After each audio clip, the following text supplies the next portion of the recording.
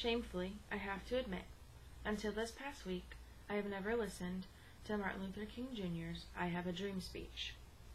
My eyes have been opened as I listened attentively to the emotions in his voice. Martin Luther King Jr. spoke on such a deep level on August 28th of 1963. His use of metaphors and figurative language pulled me in.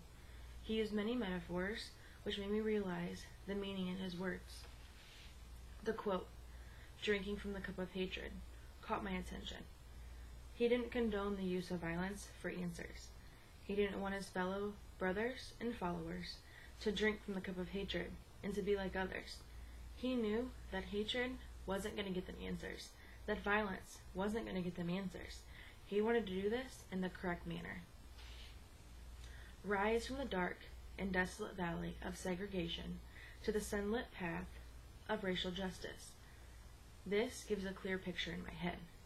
Rise from the dark and desolate valley of segregation. Segregation was a dark time, but they were rising up to a sunlit path of racial justice.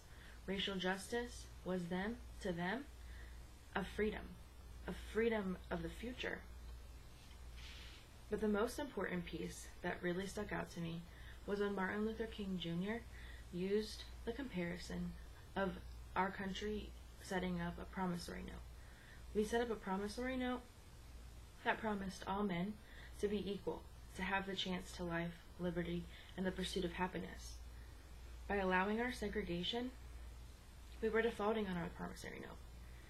In my opinion, we did write a bad check, and that showed insufficient funds. This is very powerful to me. If you're in college, most of us have signed a promissory note. That promissory note is promising that you will repay your student loans back. So, our promissory note to the country was that all men had the chance to life, liberty, and the pursuit of happiness.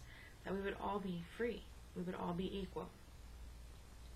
But by allowing segregation, by allowing people not to be equal, that was default on the loan. When you write a bad check, it shows insufficient funds when you can't make a purchase. Honestly, they were only trying to collect the debt of their bad check. This couldn't be explained any better. All of Martin Luther King Jr.'s metaphors and comparisons that were used in his speech made a very crystal clear image in my head of how he and others felt. During the entire speech, I had a sense of feeling in his voice, in his words, the anger, the hurt, the excitement. All the emotions were well defined during the entire speech. Thankfully, I've had the opportunity to listen to this speech. It has bettered me to get the point across. His words are really inspiring to me, and they have helped me paint a picture when I saw nothing.